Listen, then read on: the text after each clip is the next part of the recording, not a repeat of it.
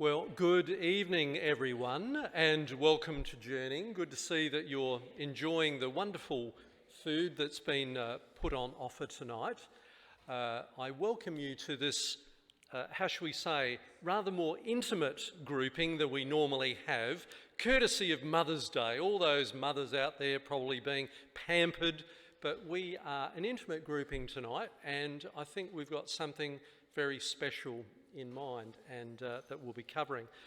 I would like to acknowledge, as we gather here tonight, we do so on the lands of the Kaurna people, and we acknowledge that this land has special and sacred significance for them, and this year is a special year, I think, for the Indigenous inhabitants of Australia, and a collective responsibility to respond with discernment as we consider this legislation later in the year. I would like to introduce our three speakers for tonight, who you already know, but you may not know some of these things about them. The event tonight is Journeying with Children, and we've been going through the preliminary exercise, one of which is how do we help our children equip them this metaphorical backpack? What do they need for the journey? And we have Allison, Sutcliffe, Heather Lee and Danny Mills, three very experienced educators across the children's spectrum of ages. Allison has had a 50-year career, born into a family of teachers. She started teaching in 1965, 10 years in the education department, and there were a number of very significant years, 1969 to 72, with the Theberton Infant Demonstration School, where she came to an understanding of the true value of play in children's learning. Very critical thing, Allison spent 8 years as the first educator of her own three children, a year and a term at Pilgrim School, 32 years at St John's Grammar, followed by 2 years as a course writer in the area of literacy and art for a proposed degree course in early childhood education at TAFE, a wealth of experience. Heather Lee has worked as a teacher for 3 to 14-year-olds for over 30 years in preschools and private and public primary schools. Beginning in a Montessori school, she has since been a classroom teacher for all junior primary year levels and taught specialist science, choir and particularly Indonesian. She's also taught Indonesian to adults at the University of Adelaide. Her recent master's degree in language education has supported her belief in the importance of movement in engagement with language learning activities. She is passionate about making formal education as inclusive as possible and about helping children develop key life skills. She incorporates in her work stories, movement, play, music, and the natural world, among other things, while she teaches. She is the proud mum of 2 brilliant adult children, and she's also learnt a lot from the man who's always behind the desk, Tim, as he has introduced her to the world of permaculture. She loves being out amongst trees and birds, loves singing, and please do not feel at all inclined to tell Heather who won Eurovision 2023, because she wants it to be a surprise when she watches the replay tonight. Danny Mills is our third presenter tonight, and Danny has given a very brief overview of his background. A man of few words, but you'll hear more from Danny tonight. Father of 3, who we delight in seeing many weeks. A high school educator of 12 years. He's here to speak about how we can best prepare children to become good adults. And I thought this was very thought-provoking. Remember, you're a child for 18 years and you're an adult for, well, hopefully another 70. So we need to raise good adults, not good children. we have three amazing speakers who it has been my delight to work with individually and in groups. Amazingly creative people. Please help me welcome these three wonderful speakers.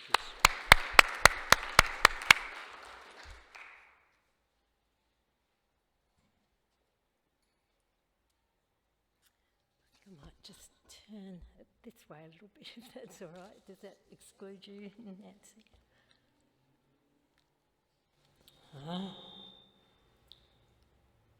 Which one do I press? The bottom one? No, that one. That one. That's the next. Okay. Well, thank you for the privilege of being able to share a little bit of the passion that I have for early childhood education. Now, the children's backpack, I used Bluey, and then I think there's been a bit of a blue about some of the episodes of Bluey, so I hope you forgive me. But the backpack does not come empty, and I guess you all know that. Early childhood is a time of enormous brain growth and development. So in utero, the brain grows from, well, the tiniest speck until it is a quarter of the size of a human brain when the baby's born. And the next 12 months, that brain doubles in size. At 3 years, it's 80% of its adult size, and then by 5 to 6 years, it's the full size of an adult brain. That's phenomenal growth. And inside that brain, you already have a full set of neurons. And the things that are growing really, really quickly in a child's brain are the connections between those neurons, the synapses. In fact, I was reading that there's 1 million in a second. So these connections are very, very important. Of course, we lose most of those, we shed them as we go along. But building these connections and strengthening these connections is very important. So just imagine a parent in the kitchen doing some baking in the oven, and toddler walks in. So the parent will scoop up the toddler and say, "Hot, hot." So the connection is made in the child's brain, hot, and that oven and that pulling me away from the oven are connected. Now that might happen next week, it might happen, a few days later after that. And so that connection is strengthened. Other words are added. So the parent might say, "Hot, burn, hurt you," and pull the child away. And so other words are added to that collection of connections. And even when the child is even older, more language may be around that, and there may not be the full physical pulling away, but verbal. So I'm working today and I'm baking today and I've put on the oven, it's hot, so don't go near it.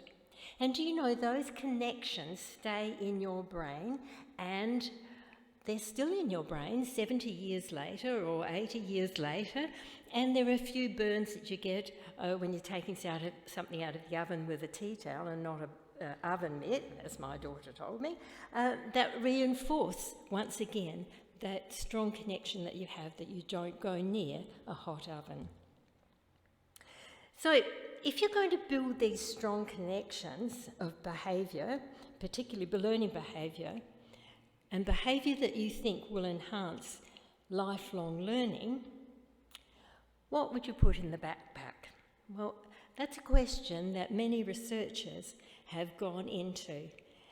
And what we're going to do is we're going to look at one framework that's called the habits of mind, because I think the habits of mind are important things to have in the backpack. Now, Art Costa was an American educationist and researcher, and he's a professor of education. And through his studies, he devised this framework which he has called the habits of mind. So in order for these habits of mind to be strongly connected in the brain, they need lots and lots of reinforcement, just like the oven and the hotness and the pulling away from it made strong connections. At St John's, when I was teaching there, we taught the children the explicit terminology and used the habits of mind, especially for children to reflect on their own learning. So when they were doing that at the end of a unit, or sometimes at the end of the week, we would feature one of the habits of mind and get the children to see if they were using that habit of mind. So the habits of mind are identified as a set of 16 problem-solving, life-related skills necessary to effectively operate in society and to promote strategic reasoning, insightfulness, perseverance, creativity, and craftsmanship.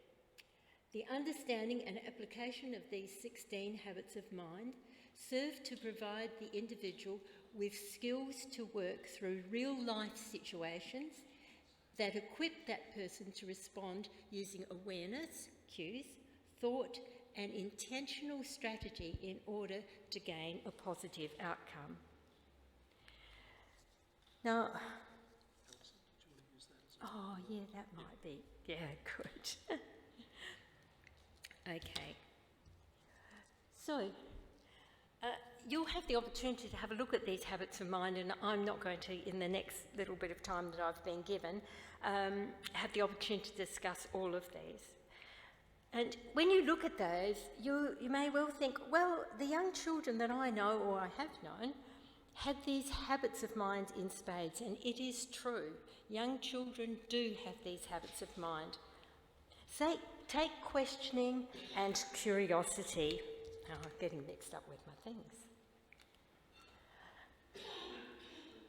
You just have to spend 5 minutes with a 4-year-old, and you might have had to answer, or tried to answer, 20 questions. Art Costa maintains, though, that we need to make these habits of mind explicit, that they need to be practiced and valued and infused into our culture so that the child carries these habits of mind into their adult life. Now, I'm going to tell you a little story. So, okay. So, I was very fortunate in being able to have one day a week with a very special little learner, our youngest grandson, Alfie, and I had him pretty much all of his preschool years. Now, last year, Alfie had a great interest in animals. It had been dinosaurs years before, but it was animals last year. And he was an expert questioner. So one of the things that he used to do, he used to come with a big container every Tuesday morning that was full of plastic animals. And the first thing he wanted to do every Tuesday morning was sort those animals. And so he'd get me to get out big pieces of fabric. And so on the dark blue fabric, he would put all of his animals that were ocean-going animals. And there'd be a light blue fabric that he'd put out, and all the animals that like living in rivers or swamps or marshes or whatever, they would go on the light blue. And there was an orange one, and that would be all the desert animals, and there'd be a green one, and that would be all the farm animals, and so it would go on, and so he would sort like that. And so one day, he picked up a giraffe. Now, he knows quite a bit about giraffes because the family had a zoo membership and they went to Monarto Zoo quite a few times. And so he picked up the giraffe and he looked at it, and he was looking at the patterns. And he said to me, "What patterns do giraffes have?" And he was meaning, do they all have the same sort of patterns? Well, I didn't know. So we went to the trusty iPad, which I had to often resort to with his questions. So this whole little episode, this little story, starts with his questioning. So then he wanted to do some drawing. And, of course, he was drawing... there are all the questions, all the patterns, by the way. So for every region, there are different patterns on the giraffe. I hope you knew that, because I didn't. Okay. So he started drawing giraffes. So I said to him, would you like to make a toy giraffe? And he said, oh, how would you do that? So I described to him what we would do. So we got his drawing and we made a pattern. And we put the pattern on 2 pieces of calico and we cut it out. And then I did the sewing for it because he's quite an expert sewer, and he'd made this cushion a few weeks before that. So, but making cushions one thing, sewing a giraffe is another one. And so he took ownership of all the stuffing, he took ownership of doing the pattern. And so by lunchtime, Giraffe had been born. So after lunch, I'll just put Giraffe up here. He's very beautiful. So after lunch, he said, Gran, can we make a book about Giraffe? And once again, this is an activity that we had done before. And so I said, okay, that's fine. So out with the iPad and down into the garden. And he started to make this story about Giraffe. Now, wrong thing. Here we go. Okay. So Giraffe did a number of things, and then he wanted to drink. And so where else do you find a drink but in the creek? Now, the week before, the creek had been a raging torrent. And you'll see tethered to a stake, there was a bucket. And so last week, that bucket was being used as a fishing net, catching the fish as they came down the creek. Well, the bits of bark that came down the creek. But when Giraffe went to the bottom of the creek, there was the basket of a hot air balloon. You can't see the hot air balloon? Well, Alfie could see it. And so he went on, and Giraffe needed some food, and he finally went home. And then we went back inside, we downloaded the photographs, inserted them into a Word document, and together we wrote this. So I was doing the typing, but he was finding letters and listening for words that he knew. And there's Giraffe in the end, enjoying being with those flowers. And Giraffe is going home, and on the way he's looking for some flowers. So when we look at that activity, there are lots and lots of those habits of mind that we can see in Alfie's learning there. Of course, we can look for specific outcomes. We could say, yes, he's made the toy, he's made the pattern, and he's made the book. The book is here if you're interested. But what I'm interested in is the way that he learnt. What habits of mind was he using? And so when we look at the one about having awe and wonder, Alfie had looked at giraffes in so many ways, real life ones at Monarto. He had looked at pictures of them, and he had a real awe and wonder. And I defy anybody to go to Monarto and look at a real giraffe looking at you through a bus window and not having some awe and wonder. Alfie was creating, obviously. He was creating, imagining and innovating. And he was gathering data through his senses. He wanted to do his story in a natural environment because he knew that's what a giraffe would like. A giraffe wouldn't want to be inside. And so he was applying past knowledge, which is all the knowledge that he'd accumulated about giraffes, he was using in this little project. So it's important that we recognise and reinforce positively these learning behaviours. Now, at school we used to get the kids to write about that, but you can't ask a 4-year-old to write about it. So the conversation that I had with Alfie is very important as we're going along. So I'm got in my mind that I'm trying to reinforce some of these learning behaviours. So I might say, are giraffes amazing animals? What do you think is the most amazing thing about them? So, yes, tapping into his sense of awe and wonder. And then you get acknowledging that he's applying his past knowledge.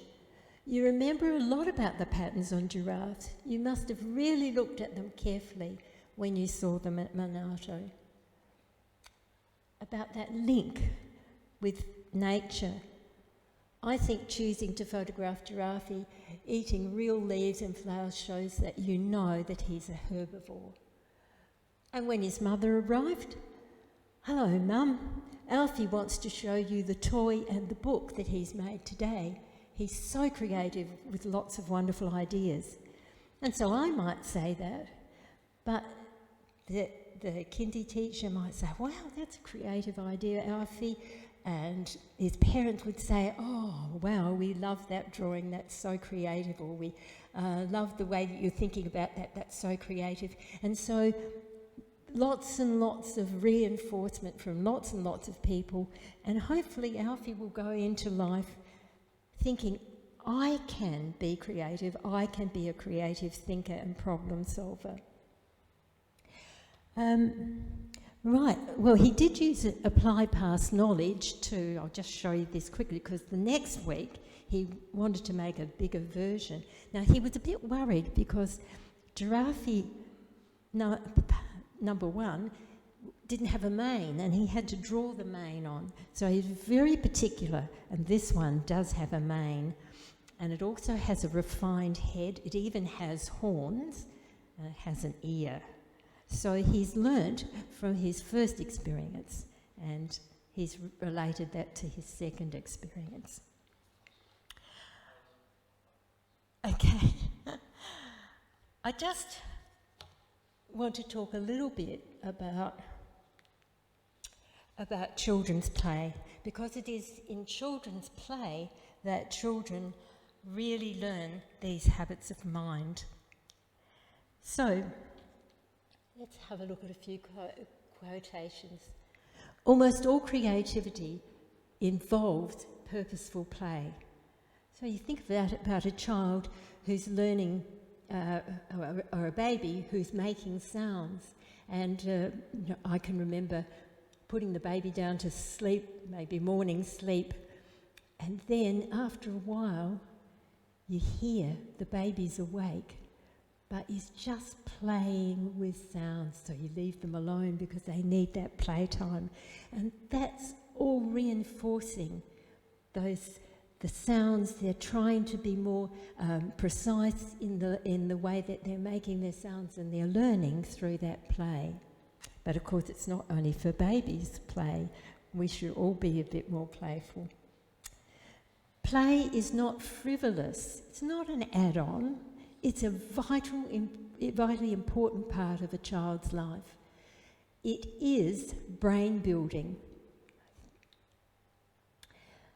Whenever children say, "Let's play pretend," a new landscape of possibilities for learning is revealed. When children pretend, they try on new feelings, roles and ideas, and they stretch their minds along with their imaginations. And Montessori's famous saying, "Play is the work of children." And play also helps with intrinsic reward. This is when a child knows for themselves that they have been using a habit of mind. So you just think back to a time when you solved a problem, and that feeling of self-satisfaction of knowing that you've done this on your own, it's very, very rewarding and very self-motivating, and it motivates you to be a learner. Yeah, it is, isn't it? So what do you put in the backpack? Well, it's not an endless stream of information and facts. It's not that at all. You lose a lot of those things along the way. But it is the learning behaviours that equip a child for lifelong learning. So now on your tables you'll find a series of photographs. Oh, there we are, habits of mind in the backpack. So it's about learning behaviours rather than learning outcomes. Okay, all right. So this one is a little picture actually of mark making, which of course is the beginning of writing. That one is too. The children aren't there, but you might be able to make some assumptions about what learning has been taking place in that shelter that's been built by children. Children playing socio-dramatically. This one is interesting. There are two photos, but this was taken at school, so I don't want anyone to sort of pass these photos on. But this is play equipment that we had at school, and the second one was taken, a week or so after the first one, and you could see the development in the, and that one's definitely learning from prior experience. Another socio-dramatic play. This is another one, a school one, and she wasn't wearing those funny sunglasses. I just put them on after. Okay, so if in your little groups you would like to discuss what positive learning behaviours or habits of mind do you think the children in the picture or the pictures are displaying, and how could those learning behaviours be reinforced, and are any of these learning behaviours being intrinsically rewarded? So how is the child rewarding themselves? Okay, it's over to you.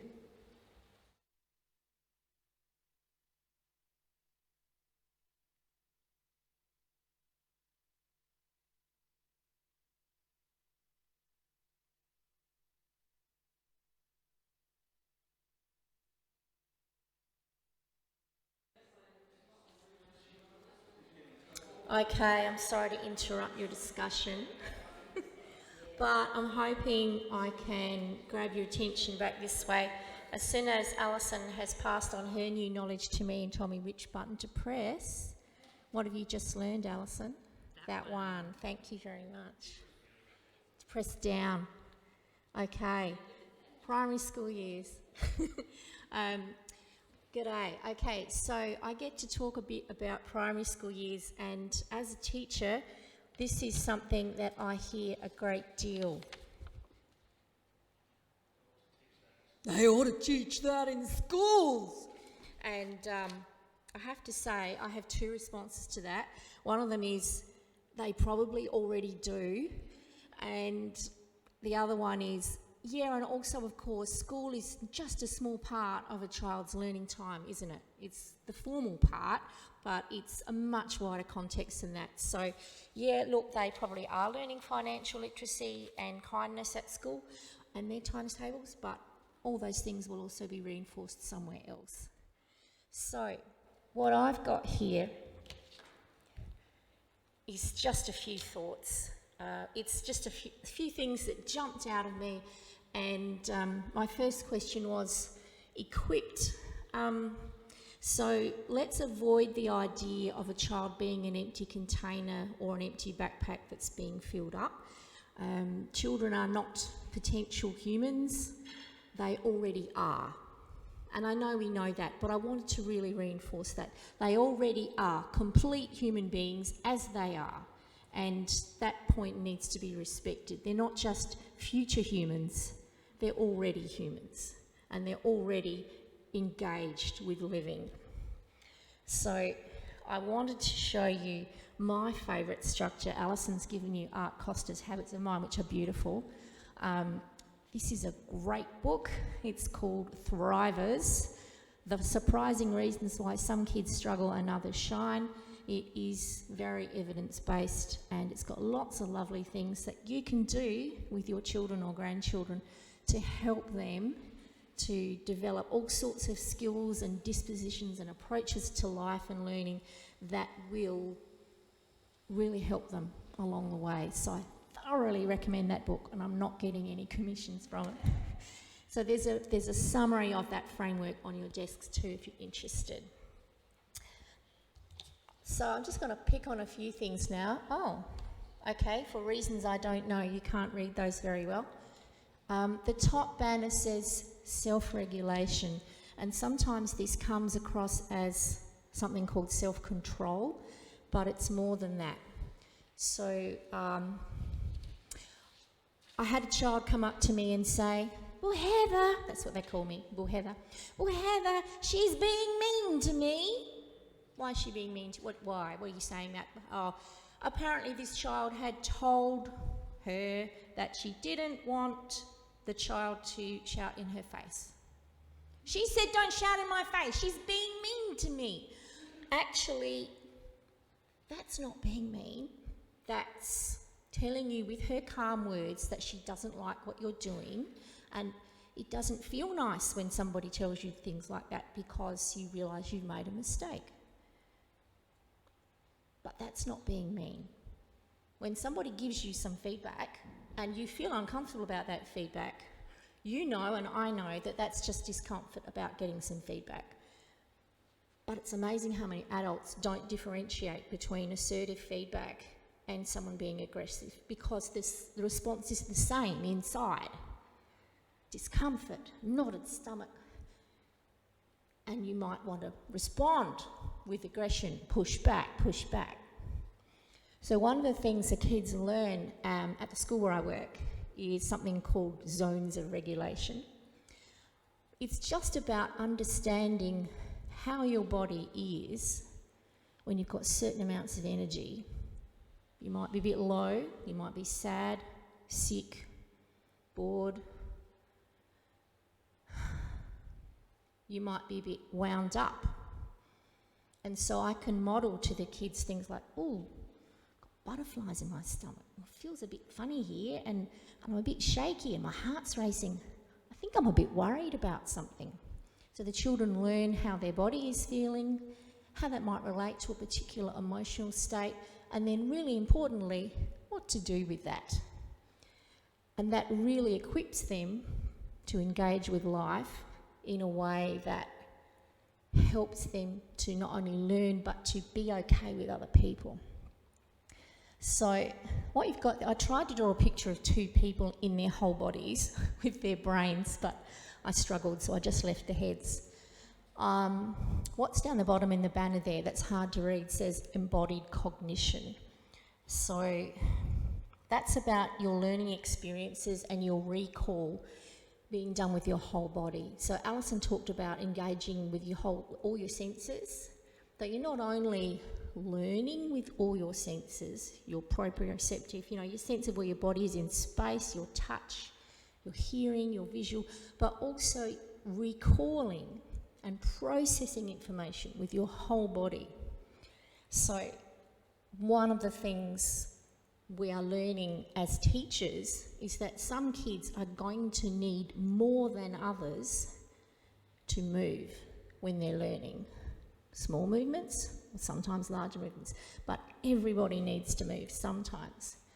And sometimes community co-regulation is going to happen where some of us support others to regulate ourselves, to manage how we are feeling, and give each other space to learn how to do that. And that's, to me, something that we can all learn to support our kids with.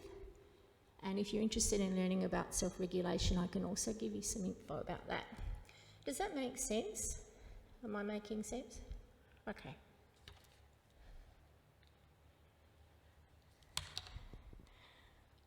Belonging to something bigger than yourself. It might be a nurturing thing like a nurturing faith community. It can be really good for your mental health, yeah? Having a sense of being something that's much bigger than you. It might be a community garden where you learn about others and difference and embrace. So I bought this book from Costa. It was so much fun. And he's this, you've seen him on Gardening Australia, but in real life he's like an Energizer bunny on Red Bull. And Tim said, oh my gosh, this person is so hard to film. He never stands still.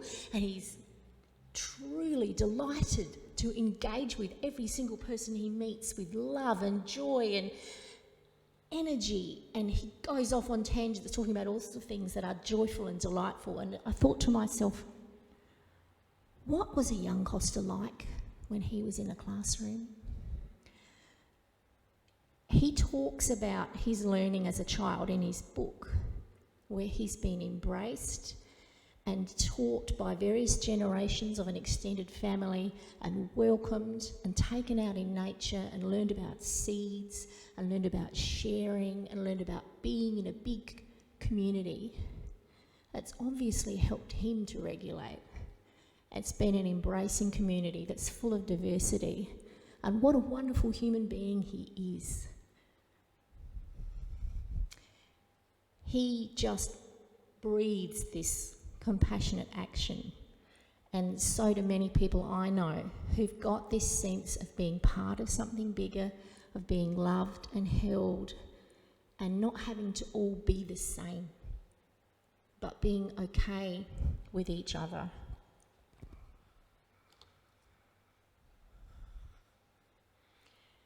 I know there are some people in this group who are involved in things like community gardens and community groups that do stuff together with intergenerational groups, and that's really precious. Okay. Integrity, love, justice, ethical decision making. In my opinion, this is an important thing for a person to have. We need to be role modelling it. And one way we can do that is make it really clear how we make decisions. When we go shopping with the children, we might say, well, okay, that jam's cheaper, but I'm going to buy that one because that's made at the factory down the road and I know one of the people who work there and I want to support them or something. You can talk about why you're doing what you're doing and why it's important, yeah? You can make it really obvious.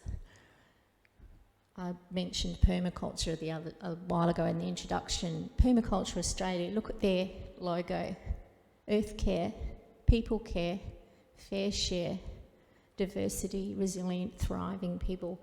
They're really clear about what they're on about, and that's how they make their decisions. So we can do that with kids, and we can be quite clear and help them to understand why we're doing what we're doing. And this is picking up the same thing that Allison was talking about, I think. Imagination, curiosity, wonder, joy, possibilities. Make space for it, yeah? Not just preschoolers, not just primary school children, not even just teenagers, but all of us. We play with children or teenagers, if they let us. We make space for them to play, and we let them see us relaxing and playing and resting. How countercultural to actually show people who are learning about life from people they respect. How countercultural to show them rest and not busyness, because that's really essential to give yourself space to create and refresh.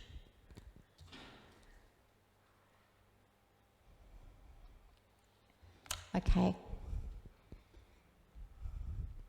I'm going to touch really quickly on growth mindset, but that's a whole great big thing again. If you're interested in growth mindset, you can look up the work of Carol Dweck, and it's basically about an approach to learning, understanding that we all keep learning. And I think a lot of us, when we went to school, we kind of, you have an IQ, yeah? And you're either smart or you're not. And you're either going to learn things easily or you're not. Now we know that actually lots and lots and lots of skills can be learned. You can grow your intelligence. It's not fixed. And you can be okay with making tons of mistakes, through which you develop perseverance, through which you develop optimism. I put down the bottom a note for myself. Remember neurodivergence. That page where it had the hands holding in a heart, and I was talking about Costa and embrace. One of the things we need to do is begin to understand that there are tons and tons of people amongst us who have some kind of neurodivergence. They might have dyslexia, they might be autistic, they might have ADHD, they might have an attention difference, they might have a movement need difference. They might need to move to regulate themselves. They might need to move to learn, but they also might need extra time to learn perseverance, to cope with the fear of the unknown, to cope with making mistakes. They also might need tons of understanding and patience. And there are lots and lots and lots of people who are going to learn that at a different rate. So they are going to be different for different people. I guess I used to say things like, focus on the effort. Don't focus on the end product. Focus on the effort when somebody's doing something. But then we kind of say things like, just do your best. Just do your best. And actually, for a child who might take your words, or a young person who might take your words literally, that means nothing less than your best performance is good enough. And that's not what we mean at all when we say that. So we can say really, really clearly, try hard, put in a strong effort, and we can give them an idea of what our expectations are, so that they can see that perfection is not the goal. And that's really, really helpful for us as well as for younger people. And it's especially helpful to be really clear for children who have neurodivergence. Okay, I'm nearly done. Are children and teenagers just humans with L plates on? No, they're not. They are themselves. And in a way, we've all got our L plates on about something that we're learning. So I would say that we are always being, and we are always becoming. We're not static, are we? And if we can communicate to our children and our young people that we're all learning how to manage ourselves as well as learning stuff. We're all learning skills. It doesn't stop when you finish school. Then I think that's kind of encouraging when you're expected to do lots of learning at school. And let's just surround our young people with a really loving community that will hold them when times are difficult, because sometimes they're going to be. I think that's it. Okay. Do you view childhood and adolescence as a time for preparation is it a time of already being? Well, I've kind of told you what I think. So what I wanted you to ask each other is, how do you respect and recognise who they are right now? How do you respect and recognise who a young person is right now? So you want to take a couple of moments with that, and that's it from me.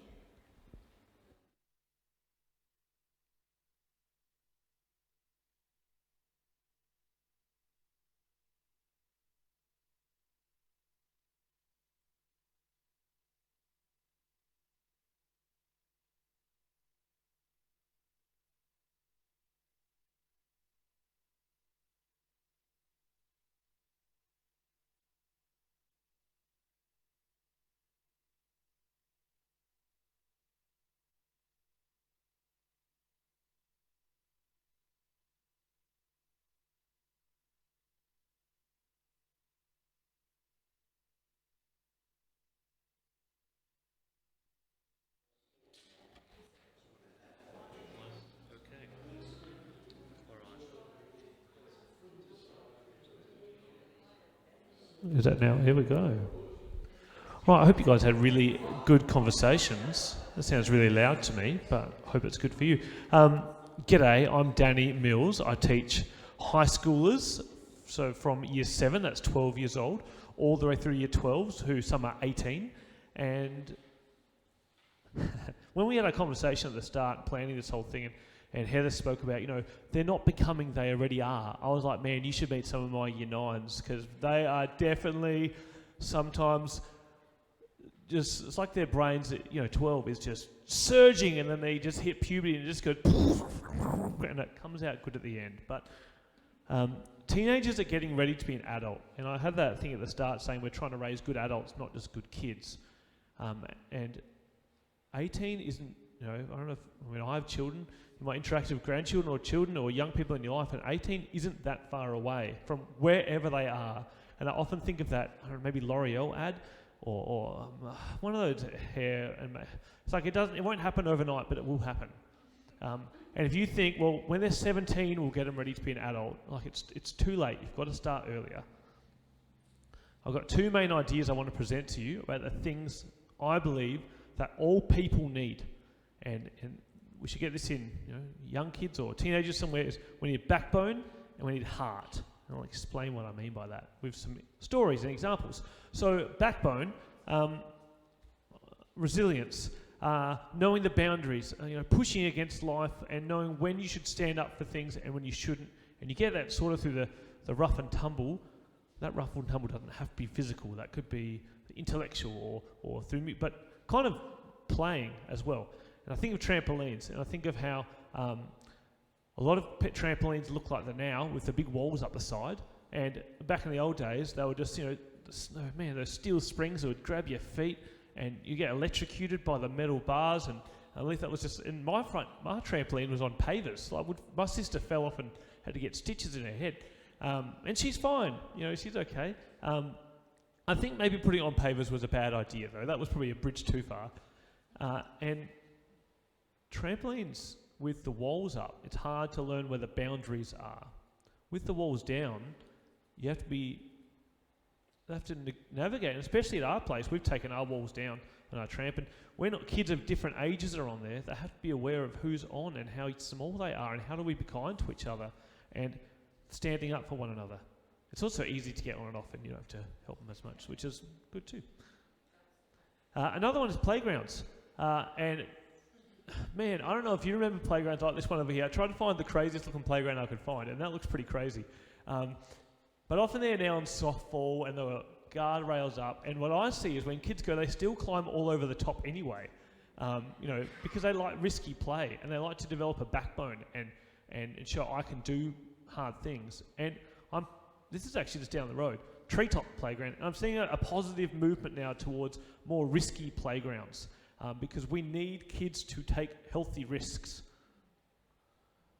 The next one I've got an idea is playing radius. I'd love you in your table to talk about when you were a kid, how far away from home were you allowed to go without an adult? So if you can remember how far away from home, I'd love you to share with the people around you.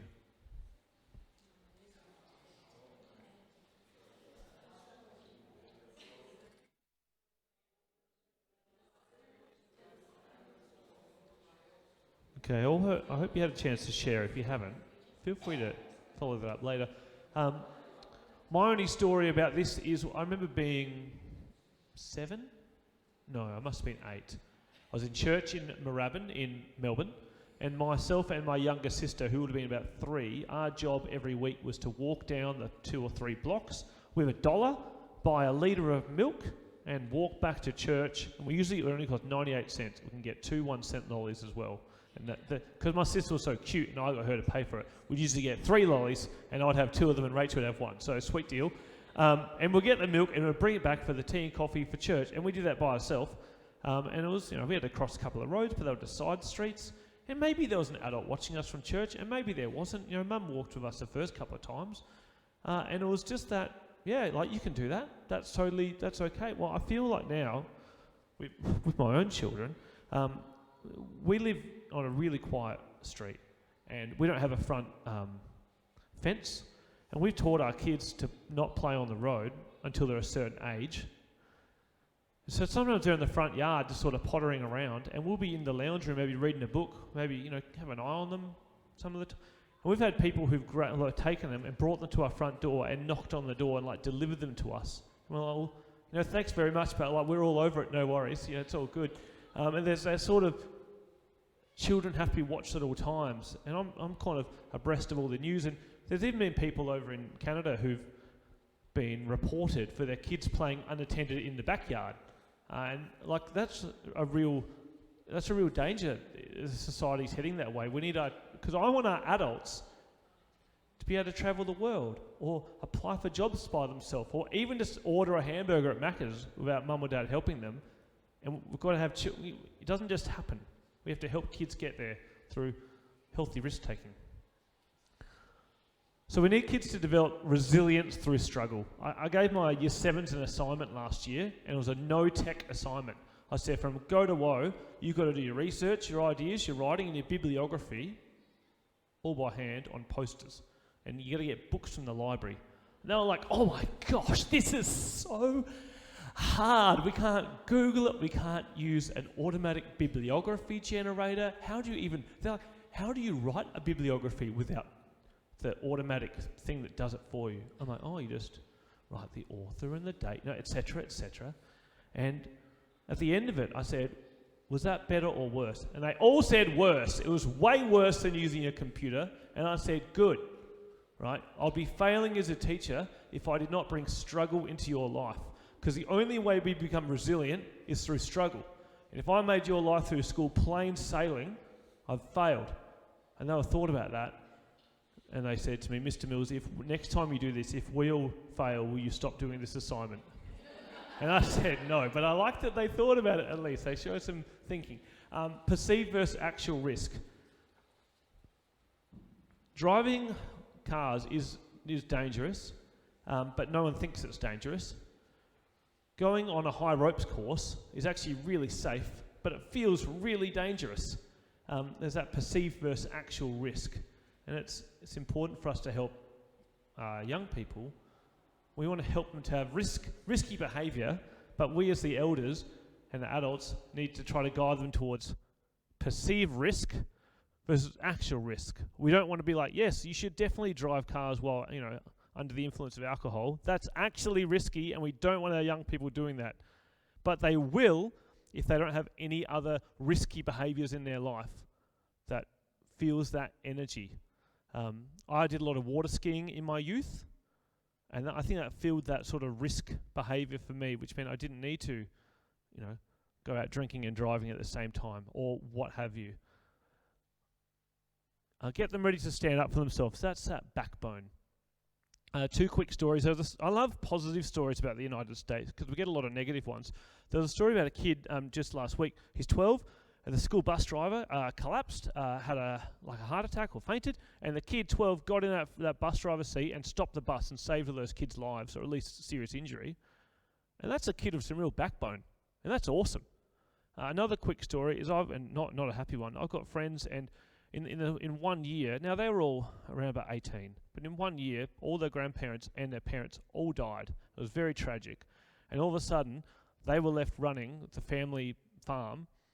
or selling it, and they had to do all those decisions at 16, 18 and 20 for 3 kids, and they had to. There was no one else, and they had to be ready for that. And they work, so parents have done a really good job, getting them, not because they knew that was coming, but just they were good parents. But you never know the future, and we've got to have people ready. I'm going to skip that, so we have questions at the end. Going last is wonderful, but it also means the mercy of my... I could have listened to you guys all day, but also we couldn't because we've got to finish. Heart, the other side. If we're just all backbone, we're kind of like a 1950s bloke. And if we're all heart, we're a pushover. We need both. So heart, I've got here, to practice kindness, wonder, awe, and rituals. You guys both spoke about wonder and awe. A couple of stories. Some rituals and a kind of a weird thing we do in our family. We have Sunday breakfast together, kind of, every week, and it's a cooked breakfast, bacon, eggs, hash brown. And when I play music at church, that's quite a rush to get it in, but we do it anyway. Instead of just doing cereal or toast, what have you. It's just a nice way for our family. It's just a ritual. It marks out the weeks. We have rituals around birthdays in our family, and that we give our kids, we tell them, you don't get what you want from us for birthday. You get what will help you grow up to be a good man, because I have 3 sons, or a good adult. And ask your grandparents and your aunties and uncles for what you want, but from us, you're going to get what you need. So it might be, and there'll be a new responsibility and a new freedom. That's a ritual we do. So, Israel at 3, he got like like a Paw Patrol bedspread, whatever. And he has to now make his, kind of. That one didn't really work. He meant to make his bed, but who cares? No one makes a bed in our house. Ben at 7 and Sally Kevin, they got a tree, and they had to help plant it and care for it. And that tree's going to grow up in our yard just as they're going to grow up. And they have new responsibility, like they can play on the road by themselves. Israel's not at that point yet. He's still little, but Ben and Sally, if they want to cross the road, they know how to look and they can go. We've taught them. And that's one of the rituals. But everyone often does rituals, birthdays, blowing out candles and giving presents. And observing those rituals is really important. And the last one, that's actually a picture from the smallest room in our house, in the loo. And we put photos up, or I put photos up. They're falling off now. It's been a while. I need to replace them. All around. My friend Dean comes around. He's like, feels a bit weird, mate. I'm on the loo and you're all looking at me. But the idea for that was I heard, I want my sons to know they're loved and that they're in a supportive family. And so they're going to spend a bit of time in that room. And while they're in there, they can have a look. While they're there, they'll be looking at the pictures and going, man, I'm in a loving family. And all these really happy moments of our great family holidays or what have you on the wall. And they're surrounded by, they'll just remember that. And there's also a calendar, like a regular loo. But that's why we have that on the wall. And I highly recommend it, just so when your guests come around, they're like, what the flip is going on here? And you can tell them, just so we know where, people that loved. They're almost adults, and there's not much time. We want our young people to be ready, because at 18, the cops and the courts will see them as adults. So we want them to be ready to be adults. I believe that young people need their elders, and that in our society, that we have a lot of olders, but we don't have heaps of elders anymore. Something's happened, and I encourage everyone in this room, if you're over the age of 50, to not just be an older, but to be an elder. And so what I mean by that is teach them, I think I was talking to Lenona, we were talking about the depression and how people used to know how to really go through tough times, and we've kind of forgotten a lot of that. And we can still teach our young people how to fix bikes or cook rabbits or tie knots or go fishing. You can, if you know how to fish, you can feed your family, just out of the ocean. I actually once chased down a squid, by the way. I swam after it and I caught it and I actually brought it back. I actually hunted a squid with just my hands and I got it. But that's a whole story I don't need to tell, but that was a big day for me. Anyway, I also said, you got 2 ears and 1 mouth, and we can. When I get letters from students at school, and they write me them occasionally saying, thanks, Mr. Mills, for teaching me, blah, blah, blah. They always say, thanks for listening to me. You listen to my stories about footy, or you ask me about my favourite YouTuber. I don't care, but I pretend to care, and that's enough. I listen to them, and just be interested in these guys' lives. And all of a sudden, they'll talk to you, and they'll trust you, and they'll open up. And that's how you develop that heart, just showing how to listen. And rite of passage ceremonies, I wrote there. I don't know if I've got a picture. I'll see. No, I don't. That's all right. I think it's another ritual just to mark significant events. We do that with 40th birthdays, 21st and 18th. In my family, we did a rite of passage when our kids start school. I take them on a little camping trip, and one thing they do is they write on a rock a childish behaviour they're going to let go of, and they throw the rock away. And it didn't work at all for Ben. That's okay. He said he's not going to hurt his brother, and he still does. But, I can remind him of that rock. And the next one will be when they're 12, and they'll go somewhere with Bonnie, yet to be decided. And then maybe we're thinking around 16. The idea in our head, it won't be this, but right now the idea is maybe a bike packing trip with Bonnie, myself, and that child. I think that'd be a really, and like you're an adult, you'll plan it with us, and maybe you have a solo night or a solo experience but to have some rite of passage. And also, particularly important, I hear a lot of people who have their adult children living with them still, because times are tough economically, and it's a different relationship. We've all gone through it with our own parents at some point, switching to be an adult, and a lot of us have adult children, and you have to switch that. And so I call it the release. And so you go, right, you're no longer a child, like you're still my child, but you're no longer a child, now you're an adult. I won't just give out advice to you, ask how I'm going in 10 years of that, I guess, but I won't just give you advice, but you can always come to me and ask questions. I try to see you as an adult. And lastly, some book recommendations. We'll finish on time. 3 books. One is called Do Hard Things by Alex and Brett Harris, 2 Canadian men. They were boys. They wrote that at about 16 and 17, and they're basically saying that society sets the bar for teenagers about here, and those teenagers, they meet the bar, and it's really easy. But they're saying we teens want to do really hard things, and we want people to challenge us. So please raise the bar high, and we will meet it. That was their thoughts. The second one, you can get some of these in the church library, because Bonnie just got them ordered in. Faithful Families is got so many different rituals or ideas for marking significant moments, from Lent to first day of school to pet dying to anything. Really, really good. And the last one is my favourite book of all time by Celia Lashley, a New Zealand woman.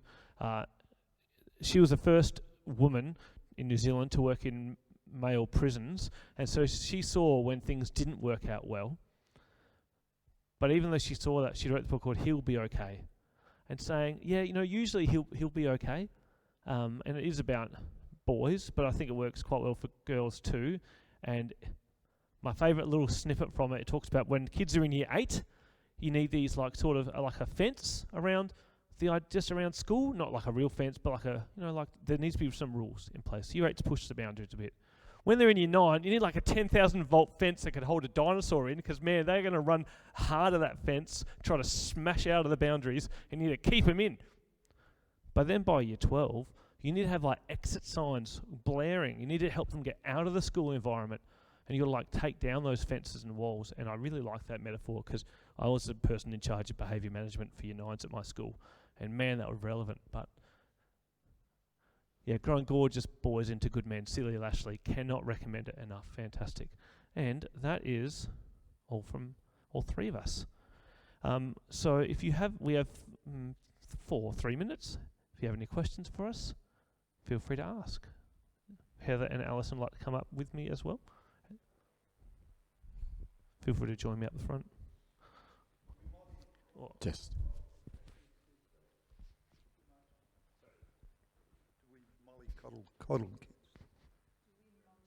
Mollycoddle kids too much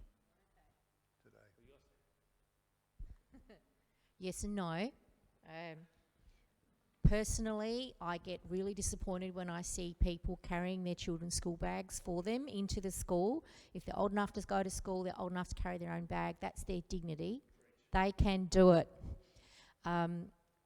Teachers get really frustrated with what we call helicopter parents, because they don't let their children struggle and fail, and the minute they've been told off for running away from someone at recess time or something, no, you shouldn't be telling them off, and they go, okay, it's all right. They're learning. They will make mistakes. Let them make mistakes. Let them experience the consequences of their choices. That's how they're going to learn.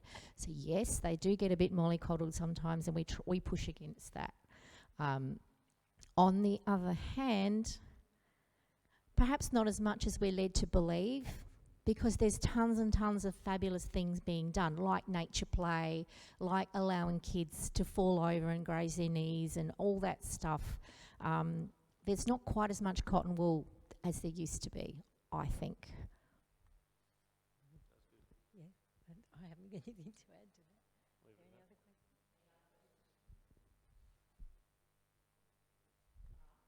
Well, thank you very much for having us, Michael. I was just going to ask, you've given just lots of food for thought with lots of different things ranging from habits of mind to the emotional, the heart, the backbone, all of these wonderful metaphors. I just wonder if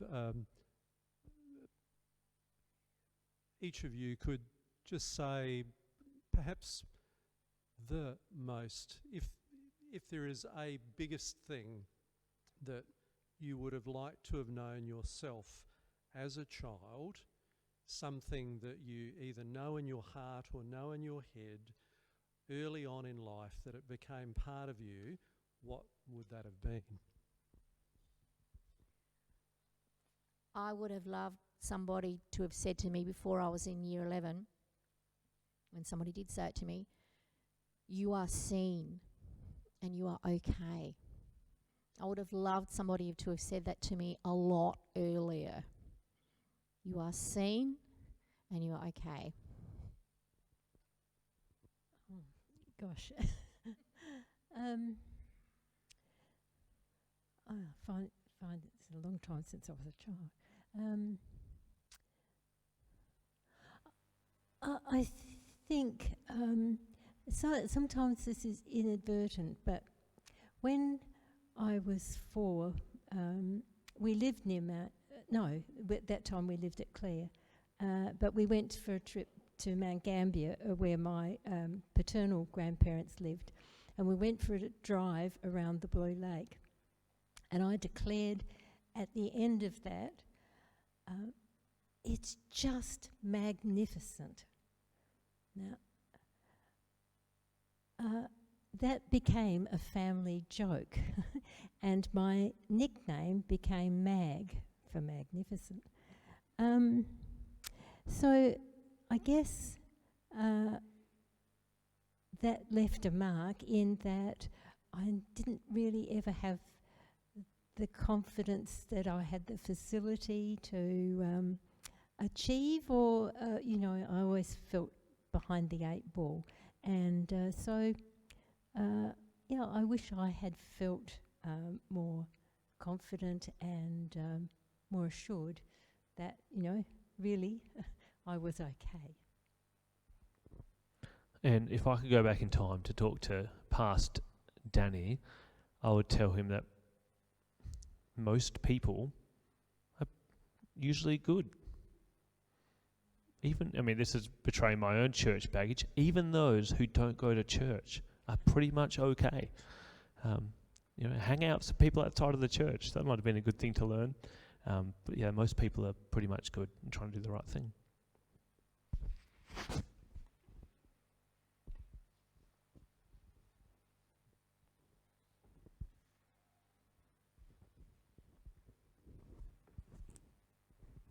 Well, thank you.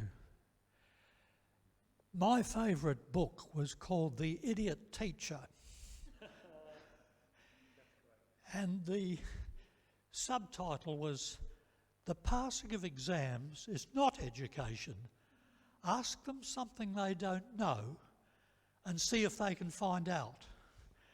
And in a sense, Allison, you dealt with that, with all your questioning and problem solving and thinking and applying past knowledge and imagining and innovating and taking risks and thinking independently. A wonderful summary in that sheet that you passed out. We saw a great play at the theatre last week, a one-man play about suicide. And Sounds as if Lynn did too. And a superb actor who involved members of the congregation, of the audience, and asked one of them suddenly to be the son, and he was the father telling the 7-year-old son that his mother had committed suicide. And the only response the son could have was, "Why?" "Oh, because the car hit a tree." "Why?" "Because she was feeling unhappy." "Why?" And just why. The learning had nothing to do with information as such, but trying to understand. And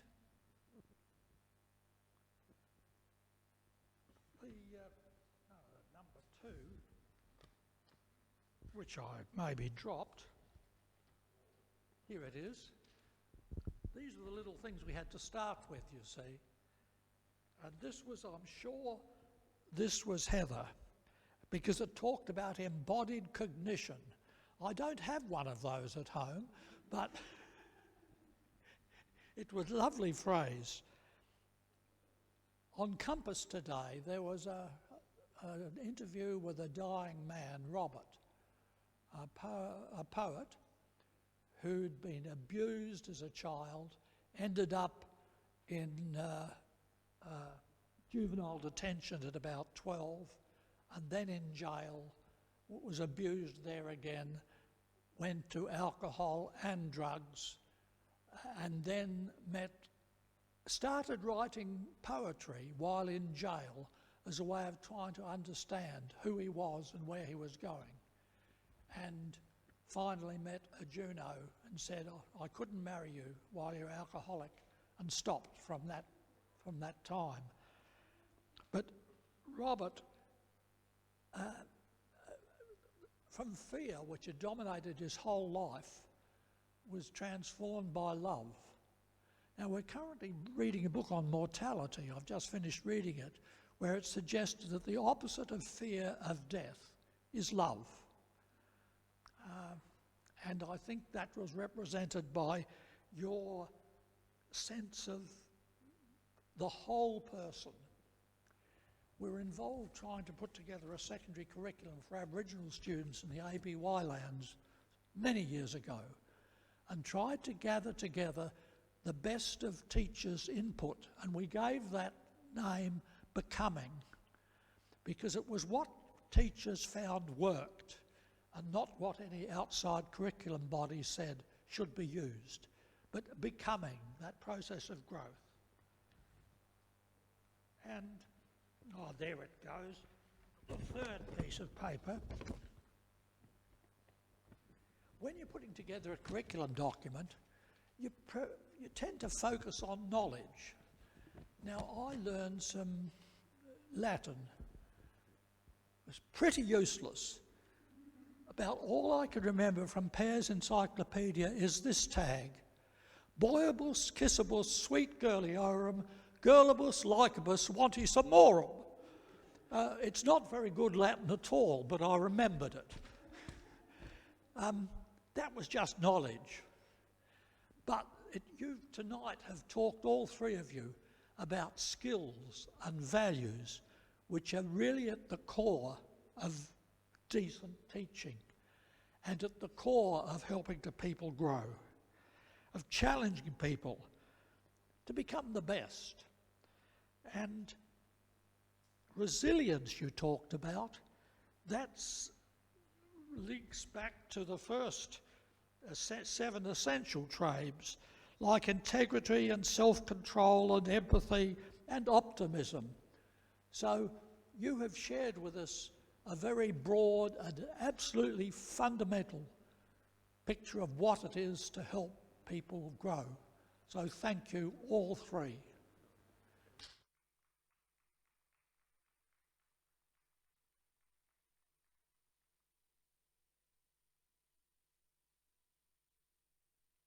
One lolly each. Thank you so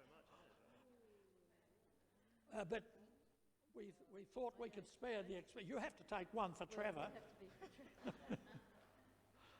Now, and just a reminder that the second Sunday, 2 months from now, we'll be looking at journeying through generosity. You're going to have to remind me who's going to lead us in this generous night, or how we're going to be led. Oh, Ian Hunter, who has been in Blackwood before. So you'll enjoy seeing him, and you need to everybody needs to bring at least one extra person so that Ian feels loved.